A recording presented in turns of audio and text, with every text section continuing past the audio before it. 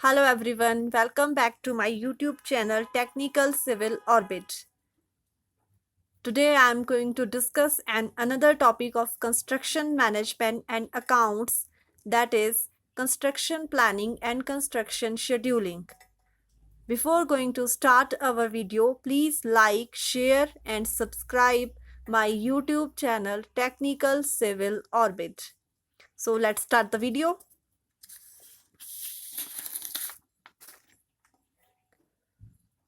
Construction planning. What is construction planning? Our first topic of this video is construction planning. It may be defined as a rational, sequential, and appropriate way of directing the construction activities. It is an administrative process which translates the policy into a method of achieving the desired goal. So, what is construction planning? Construction planning जो हमारा topic है, basic उसकी definition क्या है, basic fundamental principle क्या है, तो अब हम ये अंडरस्टैंड करते हैं. कंस्ट्रक्शन प्लानिंग हमारा जो कंस्ट्रक्शन का जो हमारा वर्क है, इसमें क्या है, डिफरेंट एक्टिविटीज हमें परफॉर्म करनी होती है. मेनली ये जो हमारी एक्टिविटीज है ये किन चार चीजों पे फोकस्ड है: man, material, machinery and money. Basic जो हमारा कंस्ट्रक्शन का वर्क है ये कौन सी चार चीजों पे बेस्ड है: man, material, machinery and money. तो जब हम कोई एक्टिविटी परफॉर्म कर रहे हैं, जब सपोज हम एक डबल स्टोरी बिल्डिंग बना रहे हैं, तो उसमें क्या है, हमें बहुत सारी एक्टिविटीज को परफॉर्म करना होता है. तो कंस्ट्रक्शन प्लानिंग जो हमारा प्रोसेस है या जो हमारा मेथड है, इसका जो बेसिक डेफिनेशन है वो ये है कि जब हम एक कंस्ट्रक्शन का काम कर रहे हैं तो हमारी जो डिफरेंट एक्टिविटीज है उसको क्या है, एक अप्रोप्रिएट वे से हम डायरेक्ट करें. हमें अपनी एक्टिविटीज का सीक्वेंस पता होना चाहिए, किस तरह से हमने अपनी एक्टिविटीज को परफॉर्म करना है. ये क्या है, हमारा जो कंस्ट्रक्शन प्लानिंग है ये एक एडमिनिस्ट्रेटिव प्रोसेस है जो क्या है, हमारी जो पॉलिसी है उसको डिस्क्राइब करता है. हमारा जो मेन फोकस है वो किस चीज़ पे है, हमारा मेन जो फोकस है वो ये है कि विद इन जो गिवन टाइम है हमें अपने डिजायर्ड गोल को इकोनॉमिकली अचीव करना है. ये हमारा है construction planning. Man, material, machinery and money, इन चारों चीज़ों पे फोकस करते हुए हमने अपने टारगेट को किस तरह से अचीव करना है, कौन सी एक्टिविटीज़ हमने पहले परफॉर्म करनी है, किस सीक्वेंस में हमने एक्टिविटीज़ परफॉर्म करनी है, क्या हमारा ऑर्डर रहेगा काम करने का. ये हमारा जो पॉलिसी है ये है हमारी कंस्ट्रक्शन प्लानिंग की. तो कंस्ट्रक्शन प्लानिंग में be defined as follows. Construction planning को क्या है, हम दो तरह से डिवाइड कर सकते हैं. First one is pre tender planning, second one is post tender planning. So what is pre-tender and post-tender planning? Pre-tender planning is the planning undertaken by the contractor after receipt of tender notice and before submitting a bid for the tender of the proposal work. The pre-tender stages of construction requires the following. First one is selection of site, second one is acquisition of land, third one is finalization of design, fourth one is preparation of estimates, next availability of material, labor, machinery and equipment. What is our pre-tender planning? Pre-tender planning, tender को लेने से पहले जो हमारी planning है that is pre tender planning. ये planning क्या है, ये प्लानिंग कॉन्ट्रैक्टर के द्वारा की जा रही है. कॉन्ट्रैक्टर के द्वारा कब की जा रही है? After receipt of taken notice and before submitting a bid for the tender of the proposal work. Contractor क्या है, प्लान कर रहा है मैंने एक नोटिस निकाला, कि मुझे एक प्रोजेक्ट करवाना है। मेरा प्रोजेक्ट क्या है? मेरा प्रोजेक्ट ये है कि मुझे अपने घर को रेनोवेट करवाना है। इसके लिए आप क्या है, मुझे जो मेरा गिवन प्रपोजल है उसके हिसाब से क्या है, आप अपना अमाउंट बताओगे। मैंने क्या है, टेंडर निकाले हैं। अब टेंडर में क्या है, मेरे पास डिफरेंट डिफरेंट कोटेशंस आएगी। अब प्रोजेक्ट की बात छोड़ते हैं, हम एक छोटी कोई नॉर्मल जो हम डेली लाइफ में हमारी डेली नीड्स में हम कोई सामान लेते हैं उसकी बात कर लेते हैं। It is easy to understand. हम क्या है, हम मार्केट जा रहे हैं, मुझे क्या है, एक फोन बाय करना है। अब फोन बाय करने के लिए मैं मार्केट जा रही हूँ, वहां पे बहुत सी शॉप्स हैं, बहुत से ब्रांड्स हैं, बहुत तरह के फीचर्स हैं। तो प्री टेंडर प्लानिंग में क्या होगा, जब मैंने ये सोचा है कि मुझे फोन लेना है, फोन लेने से पहले जो मेरी प्लानिंग है वो क्या है कि मुझे किस ब्रांड का फोन चाहिए, उसका कितना मेगापिक्सल कैमरा हो, कितना रैम हो, किस कलर का मुझे फोन चाहिए। ये सारी चीजें क्या है, जब मैंने वो प्रोडक्ट परचेज किया, ये सारी चीजें मैंने उससे पहले सोची हुई हैं। तो जब हम कंस्ट्रक्शन प्लानिंग की बात कर रहे हैं, तो जब हमारा नोटिस निकलता है तो कॉन्ट्रैक्टर को क्या है, उसके प्रपोजल पे वर्क करना होता है। उसको किस चीज़ों का ध्यान रखना है, कौन कौन सी स्टेजेस वो कवर कर रहा है। एक तो उसको साइट की सिलेक्शन करनी है, हमारे लैंड की एक्विजिशन करनी है, फिर डिज़ाइन फाइनलाइज होगा, उसका बजट बनेगा। उसके बाद क्या, उसको ये देखना है कि मेरे पास मटेरियल, लेबर, मशीनरी, इक्विपमेंट, क्या ये सब चीज़ें अवेलेबल है। ये हमारी क्या है, कॉन्ट्रैक्टर की प्री टेंडर प्लानिंग है। अब नेक्स्ट आते हैं पोस्ट टेंडर प्लानिंग पे। The aim of post-tender planning is to organize all aspects of construction work so that the work may be processed without any problems causing delay. The post-tender stages of construction consist of the following. First one is assessment of work. Second, assessment of expenditure during execution. Third one is detailed requirement of machinery and equipment. Next is necessary requirement of man, material, machines and finances at various stages. Last one is finalization of accounts. So हमारी post tender planning क्या है? Post tender planning में हमें ये हमारी organisation है कि जो हमारा कंस्ट्रक्शन का जो हमारा वर्क है, जो हमारा गोल है, जब हम उस काम को प्रोसीड कर रहे हैं तो वो काम क्या है, हमारा बिना किसी डिले के कंप्लीट हो जाए। जब हमारा कंस्ट्रक्शन का काम एग्जीक्यूट हो रहा है, जो हमने एक्टिविटीज परफॉर्म करने की सोची है, वो एक्टिविटीज क्या है, बिना किसी डिले के कंप्लीट हो सके। अगर हमारी एक्टिविटीज डिले नहीं होंगी तो हमारा जो प्रोजेक्ट है उसका जो गिवन टाइम हमें मिला है, उस टाइम पीरियड में ही हम अपने टारगेट को अचीव कर सकते हैं। अगर हमारा प्रोजेक्ट डिले होगा ड्यू टू एनी रीजन, हमारे पास मटेरियल नहीं है, हमारे पास मशीन्स नहीं है, इक्विपमेंट नहीं है, हमें लेबर नहीं मिल रही है, किसी भी रीजन की वजह से हमारा प्रोजेक्ट डिले हो रहा है, तो उस स्टेज पे क्या है, हमें अपने वर्क की असेसमेंट करनी है। हमने ये देखना है कि जो हम एक्सपेंडिचर जो हमारा एग्जीक्यूशन का है, क्या हमारा जितना हमने एक्सपेंडिचर सोचा था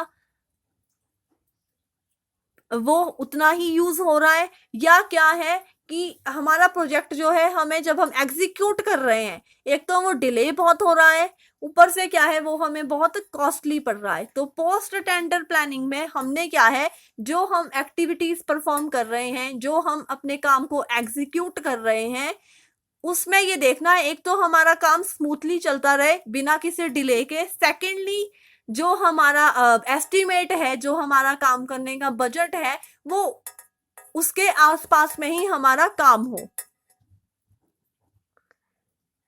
इस स्टेजेस में जो हमने चीजें कंसिस्ट करनी हैं, या जिन बातों का ध्यान रखना है, फर्स्ट वन ये क्या है, असेसमेंट ऑफ वर्क। हमने क्या है, हमने अपनी एक्टिविटी शेड्यूल की है, तो उसके हिसाब से जब हम काम एग्जीक्यूट कर रहे हैं, हमने रियल का और जो हमने प्लान किया है उसका क्या है, असेसमेंट करना है कि जो हमने प्लान किया था क्या उस हिसाब से हमारे काम की स्पीड है या हम बहुत पीछे हैं। तो अगर हमारा काम बहुत स्लो है तो हम अपने टारगेट को गिवन टाइम पे अचीव नहीं कर पाएंगे।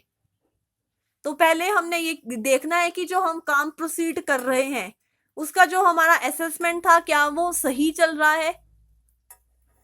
एक हमने देखना है कि जो हमारा बजट था, जो हमारे एक्सपेंसेस थे ड्यूरिंग एग्जीक्यूशन, क्या वो हमारा एस्टिमेट सही है।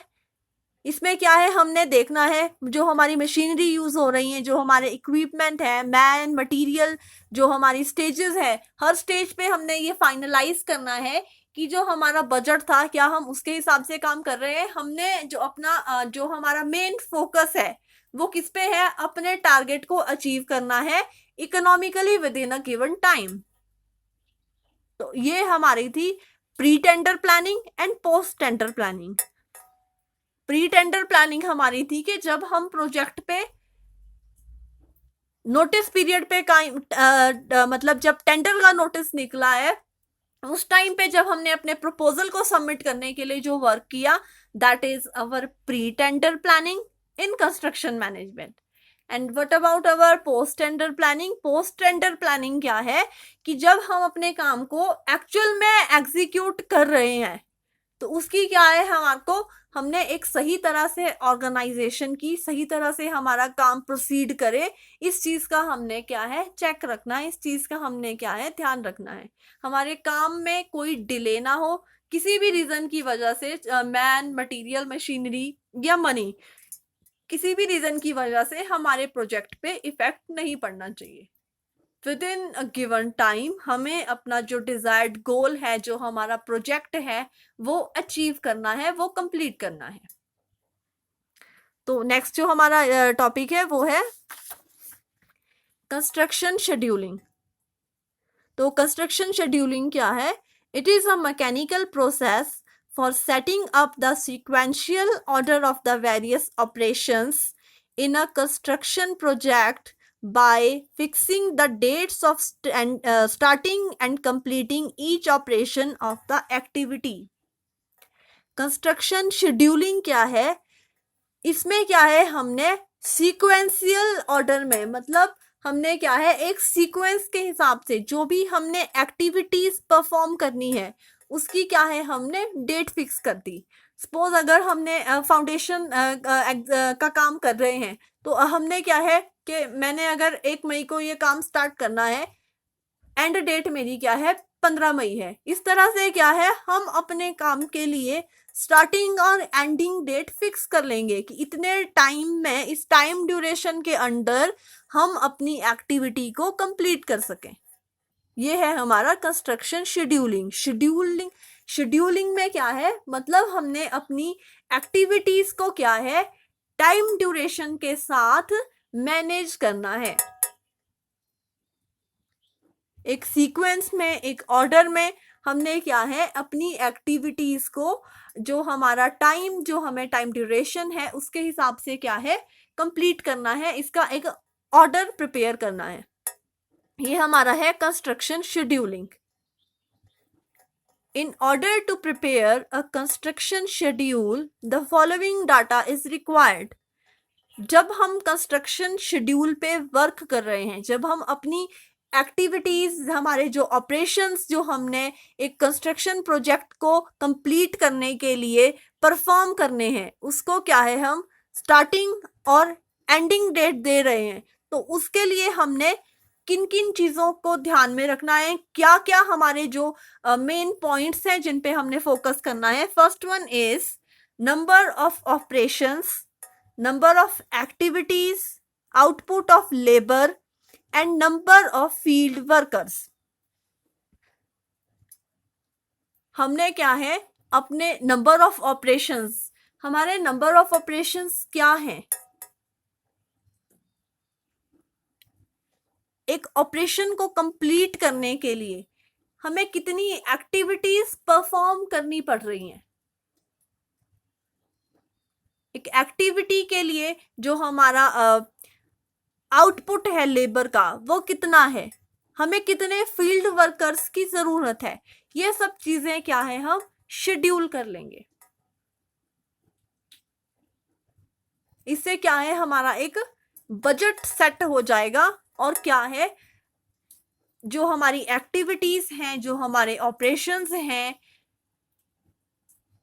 उनको हम नंबर ऑफ पार्ट्स में डिवाइड कर लेंगे, ताकि हम जब एक्चुअली काम एग्जीक्यूट कर रहे हैं तो उसका क्या है हम जो हमें गिवन टाइम है उसके साथ हम उसका कंपैरिजन कर सकें कि क्या हम अपना जो टारगेट है उसको हम जो हमारा गोल है with in given time complete कर पा रहे हैं या नहीं कर सकते हैं। अगर हम नहीं कर पा रहे तो उसके ऊपर भी हमें वर्क करना है कि हम अपने डिजायर्ड गोल को अचीव कर सकें।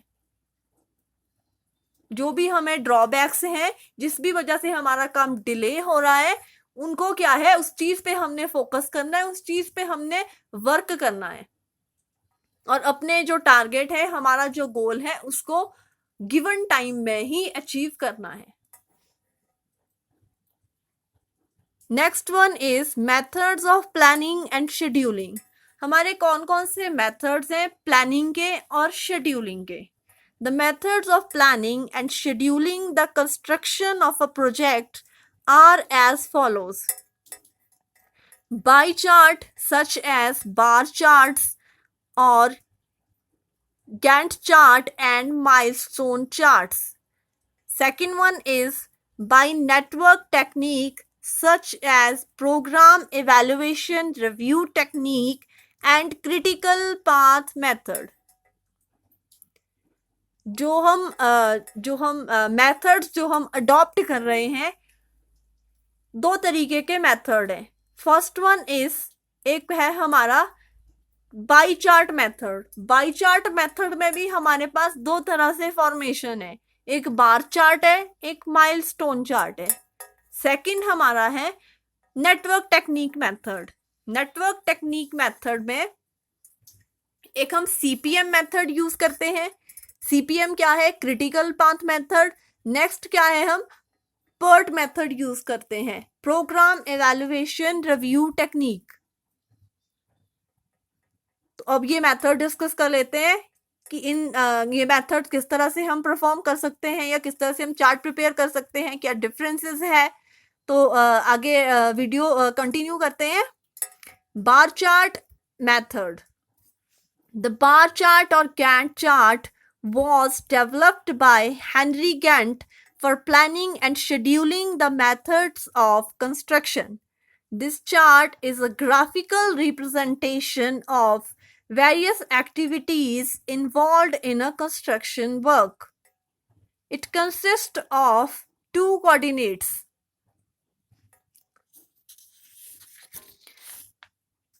The horizontal coordinate or bar represents the various activities involved in a construction work and the duration of times required for completion of the activities.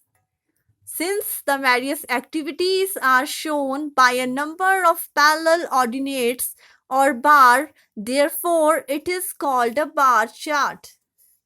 तो बार चार्ट हमारा क्या स्पेसिफाई करता है? बार चार्ट क्या है? जो बार चार्ट को develop किया है, ये किसने डेवलप किया है? हेनरी गेंट ने। किस चीज के लिए? प्लानिंग और शेड्यूलिंग के लिए। इसमें क्या है? एक ग्राफिकल रिप्रेजेंटेशन है। किस चीज की ग्राफिकल रिप्रेजेंटेशन है? हमारी एक्टिविटीज की और जो हमारा टाइम इन्वॉल्व है उनकी क्या है, हम दो तरह से हम कोऑर्डिनेट्स बना रहे हैं। एक कोऑर्डिनेट्स में ये आपको डायग्राम भी शो हो रही है, ये क्या है?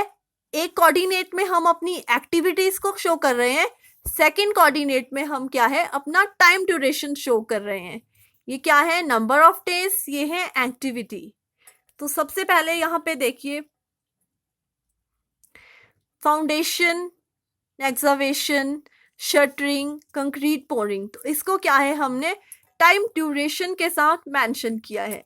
फाउंडेशन एग्जीबिशन को हमें जो डेज रिक्वायर्ड है वो कितने रिक्वायर्ड है 20।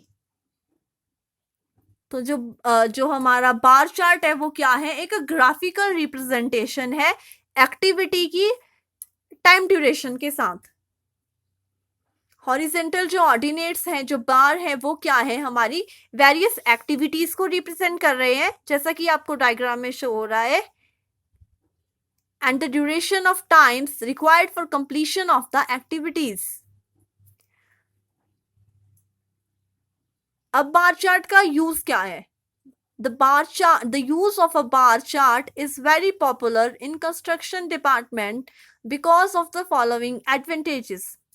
बार चार्ट का क्या है, बहुत ही महत्वपूर्ण योगदान है कंस्ट्रक्शन के डिपार्टमेंट में।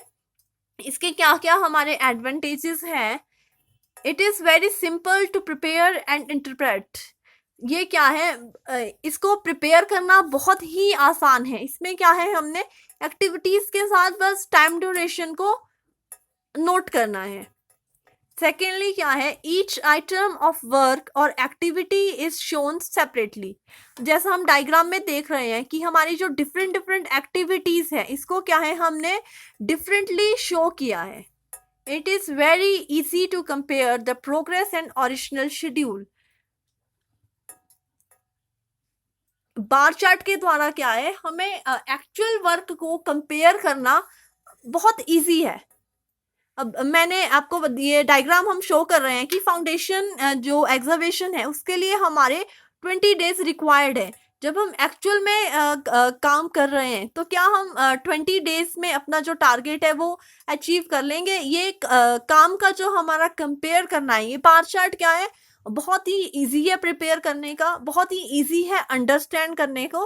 तो हम बहुत आसानी से क्या है, ये फॉर्मेशन को समझ सकते हैं। तो ये इसीलिए हमें कंपेयर करना एक्चुअल वर्क के साथ भी इजी है। Last one is the modification to the chart if required can be carried out easily. अगर हमने इसमें कोई मॉडिफिकेशन करनी है तो वो भी हम बहुत इजीली कर सकते हैं। इस वजह से क्या है, जो बार चार्ट है वो काफ़ी पॉपुलर है इसके एडवांटेजेस की वजह से। एक तो बहुत सिंपल है प्रिपेयर करना, अंडरस्टैंड करने को बहुत ईजी है। जो हम काम की जो हमारा वर्क है, जो एक्टिविटीज़ है, ये अलग अलग हम शो कर रहे हैं और इसमें मॉडिफिकेशन करना भी बहुत ईजी है। तो ये है हमारी बार चार्ट की एडवांटेजेस। नेक्स्ट जो हमारा टॉपिक है वो क्या है, milestone chart. A milestone chart is a modification of a bar chart. In the chart, the key events are shown on respective bar. Each event is numbered and an explanatory note is provided with it. These key events are known as milestone. These charts are restricted to small projects only. Milestone chart में क्या है कि हमारी एक modification जो chart की है वो शो हो रही है। इस चार्ट में क्या है, हम अपने की इवेंट्स को शो करते हैं। हर इवेंट का क्या है कि जो हमारा नंबर है वो दिया गया है और उसके साथ क्या है कि हमारी काम की प्रोग्रेस का एक नोट लिखा गया है। माइलस्टोन चार्ट क्या है, हमारा ग्राफिकल रिप्रेजेंटेशन है जिसमें क्या है, माइलस्टोन डेट शो होती है और इसके साथ क्या है, हम अपने जो काम की जो आइडेंटिफाई की पॉइंट्स इन द प्रोजेक्ट, हम अपने जो है काम के प्रोजेक्ट्स को रिप्रेजेंट करते हैं। ये आपको क्या है, एक चार्ट शो हो रहा है एक्टिविटी का और टाइम का। ये क्या है, हमारी माइलस्टोन डेट्स हैं। जो हमारे ये ग्रीन जो ये पॉइंट शो हो रहे हैं, इसमें क्या है, हमारी माइलस्टोन डेट शो हो रही है। ये क्या है, हमारी एक ग्राफिकल रिप्रेजेंटेशन है। नेक्स्ट हमारा क्या है, next one is network planning and scheduling. The network analysis helps organizing, planning, coordinating, controlling, and in decision making in order to accomplish the project economically in the minimum available time with the limited available resources. The network technique was developed from the milestone chart and bar chart. These are number of network techniques, but the most important are critical path method and program evaluation review technique. Network planning और scheduling method क्या है, ये किस चीज़ में हमारी help करता है, designing में, प्लानिंग में, अपने वर्क को कंट्रोल करने के लिए, जो हमारी एक्टिविटीज़ है उनमें क्या है, कोऑर्डिनेट करने के लिए, इन चीज़ों को क्या है हमने इकोनॉमिकली जो हमारा प्रोजेक्ट है उसको क्या है मिनिमम अवेलेबल टाइम में हमने अचीव करना है। ये क्या है हमारे नेटवर्क टेक्निक्स है। इसमें क्या है हमारा जो फॉर्मेशन है दो तरह से रहेगा। First one is critical path method, second one is program evaluation review technique.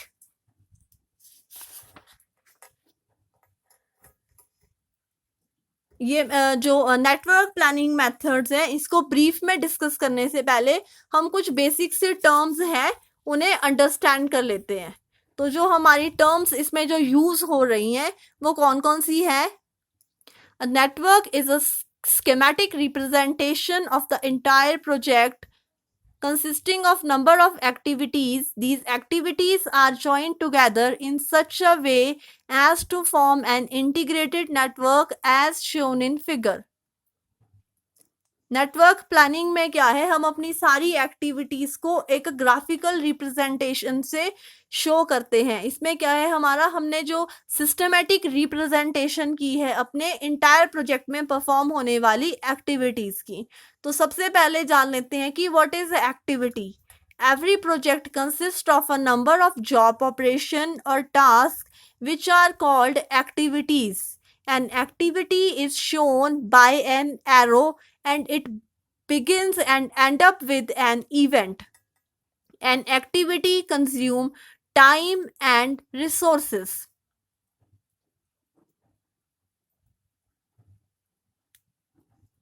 Activity जो हमारा क्या है नंबर ऑफ ऑपरेशन है या नंबर ऑफ टास्क है जो हमने परफॉर्म करने हैं। ये क्या है एरो से हम इसको क्या है रिप्रेजेंट करते हैं। और ये क्या है एंड जो होगी ये किसके साथ होगी एक इवेंट के साथ ये एंड होगी। ये जैसे आप चार्ट में देख रहे हो एक्टिविटीज, ये हमारे क्या है इवेंट है, ये हमारी क्या है एक्टिविटीज है। तो इवेंट क्या है the event is a specific instant of time which makes the start and end of an activity. It is represented by a circle and the event number is written within the circle.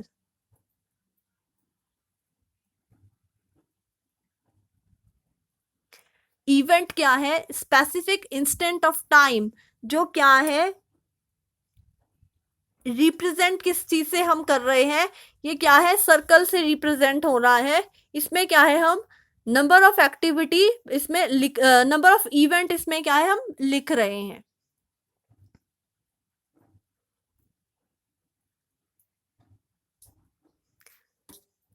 First, second, third, fourth, fifth, ये क्या है हमारे event हैं। तो इन event को achieve करने के लिए जो हम एक्टिविटीज परफॉर्म करेंगे वो क्या है एक इवेंट से लेके दूसरे इवेंट तक जो हम रहे हैं वो क्या है हमारी एक्टिविटीज है। Next is critical path. It is that sequence of activities which decide the total project duration. It is the longest path and consume maximum time. जो क्रिटिकल पाथ है ये क्या है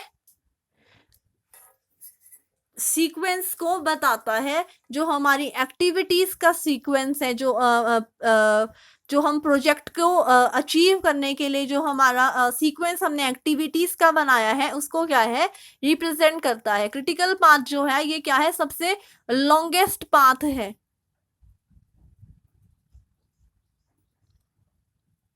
इसमें डायग्राम है, इसमें जो क्रिटिकल पाथ है वो क्या है फर्स्ट, सेकंड, फोर्थ, फिफ्थ, ये क्या है हमारा क्रिटिकल पाथ है। लास्ट वन इज स्लैक और float. The slack is with reference to an event and float is with respect to an activity. The slok or float represent the difference between the earliest completion or finish time and the latest allowable time. The slack or float may be positive, negative और zero. ये किस चीज को represent करते हैं? Earliest completion और finish time को and latest जो हमारा क्या है अलाउएबल टाइम है. नेक्स्ट जो हमारा है, नेक्स्ट अब हम टेक्निक्स को समझते हैं. दो तरह की हमारी टेक्निक्स थी, इसमें जो टर्म्स यूज होनी है वो हमने अंडरस्टैंड कर ली है. अब हम क्या है अपनी टेक्निक्स को समझते हैं. क्रिटिकल पाथ मेथड और पर्ट की जो टेक्निक्स हैं वो क्या है. तो what is critical path method?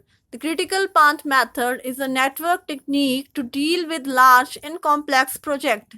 It was first used by Maurian R. Walker in 1957. It helps in ascertaining time schedule, makes better and detailed planning possible, encourage discipline, and provides a standard method for communicating project plan schedule and to time and cost performance. जो critical path method है ये बहुत ही large और complex projects के साथ deal करता है. ये सबसे पहले 1957 में मॉरियन आर वॉकर ने यूज किया था. इस चीज से ये इस पाथ से जो हम चीजें जो असर्टेनिंग है, जो हम चीजें हैं वो कौन कौन सी असर्टेनिंग चीज़ों को हम जानने के लिए हेल्प करते हैं हमारे टाइम शेड्यूल को. इससे क्या है कि हम बेटर और डिटेल्ड प्लानिंग मेथड अडॉप्ट कर सकते हैं. इससे क्या है एक डिसिप्लिन रहता है प्रोजेक्ट को कंप्लीट करने के लिए और एक स्टैंडर्ड मेथड जो है ये प्रोवाइड करता है. अब जो हम ये डायग्राम हमें जो शो हो रहा है इसमें क्या है क्रिटिकल पाथ क्या है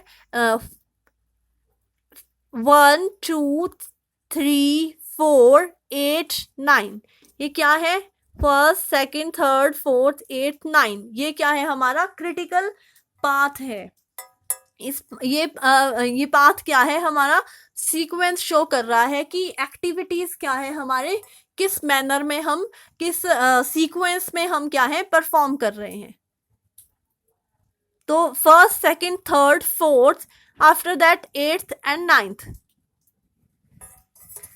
Next is Program Evaluation Review Technique, PERT. The PERT is a project planning and control technique. It is an event-oriented technique. It provides an approach for keeping planning up to date. It provides a way for management to require that planning be done on a uniform and logical basis.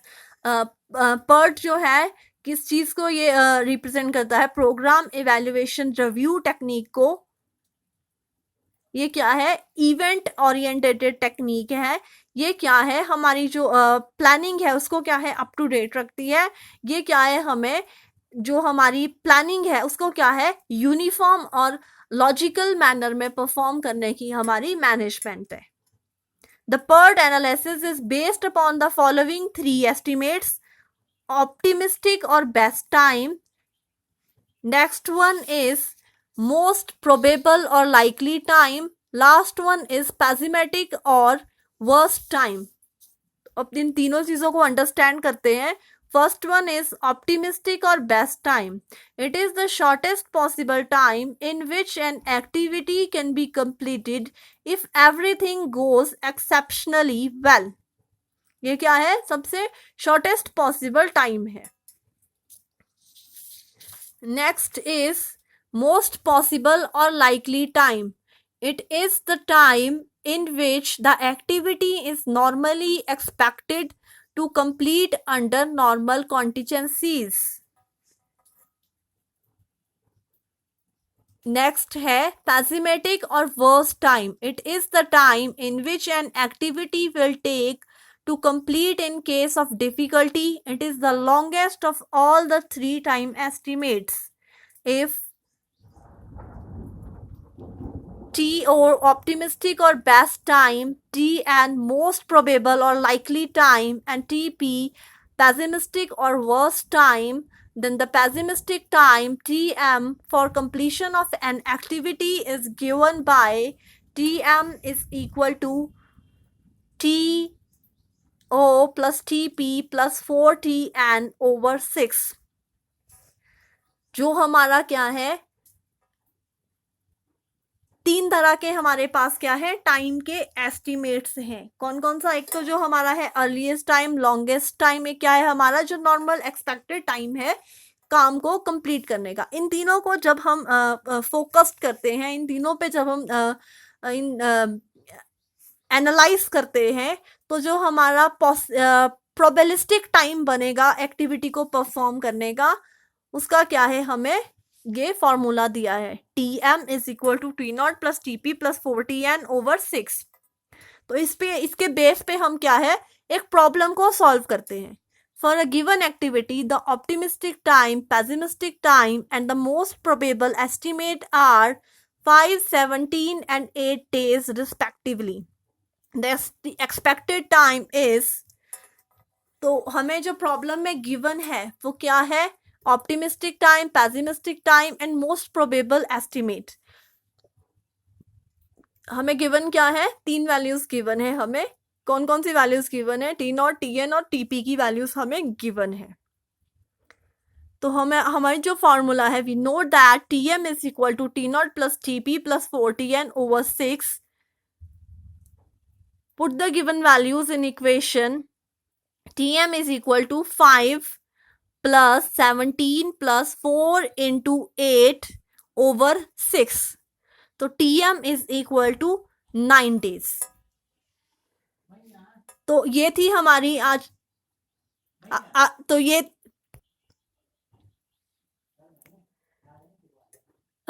ये video में हमने जो learn किया है वो क्या है, हमने कंस्ट्रक्शन प्लानिंग और कंस्ट्रक्शन शेड्यूलिंग के टॉपिक्स को समझा है। For more videos, like, share and subscribe my YouTube channel Technical Civil Orbit. Thank you.